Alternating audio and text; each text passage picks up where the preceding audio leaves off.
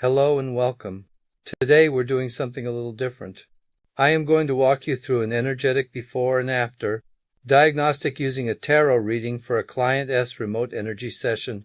We're not using the cards for fortune telling, but rather to get a snapshot of the energetic state, understand the process, and see the likely outcome. For this, I'm using the Beautiful Spirit Keepers Tarot by Venable. Let's start with the before reading right before the session began. I pulled a 3-card spread to understand the client's condition, the underlying dynamic, and the guidance for the session. The first card representing the condition was the Moon. This is classic for when unconscious material is starting to stir. It doesn't mean danger, but it points to a kind of foggy perception where old somatic memories and survival patterns are active. The energy can feel murky, looping, and a little anxious. The body is reacting before the mind fully understands what's happening.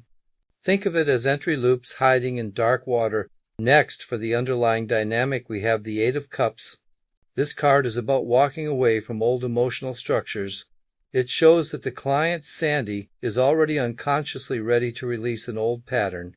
She's tired of carrying it. This isn't a card of loss, but of maturity. It signals that the system is prepared to let go. It just needs the space to do so. This aligns perfectly with the do-nothing approach, which is about holding space rather than actively trying to do healing. Finally, the guidance for me as the practitioner came from the Temperance card. This card is all about blending without force and balancing without intervention. The message was clear: do not aim, do not fix, do not target anything. My role was simply to widen awareness, allow things to mix, and let the body self-regulate. Temperance is the essence of homeostasis returning on its own. It told me that my presence was enough and that I shouldn't try to help, which ironically is often when the most profound shifts occur. So the before summary is this: unconscious material was surfacing, and the situation called for calm containment, not effort. A very workable starting point. Now let's jump to the after reading, pulled about 45 minutes later, right after the session concluded. This spread shows the immediate effect, the integration process, and the future trajectory.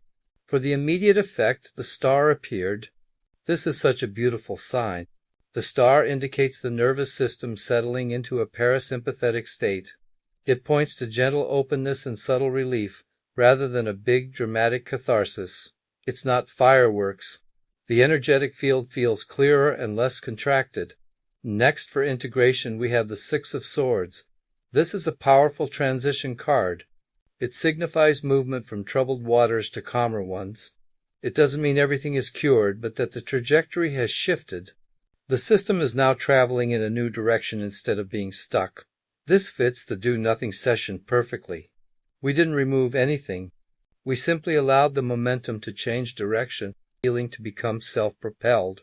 And for the long-term trajectory, the Ace of Pentacles points to a new baseline forming in the body, a fresh somatic pattern.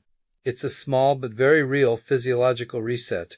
It's a seed that will grow quietly over the coming days and weeks. This often shows up later as better sleep, reduced inflammation, improved mood, or that simple feeling of I don't know why, but I just feel better. So the after summary shows an energy that is clearer, grounded, stabilized, and gently optimistic. It's less about processing and more about settling. Let's look at the overall arc. Before, we had the Moon. After, the Star.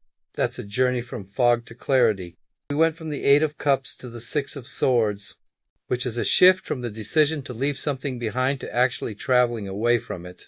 And the guidance of Temperance, which is about finding balance, led to the Ace of Pentacles, a new, stable physical baseline. This is a really elegant progression.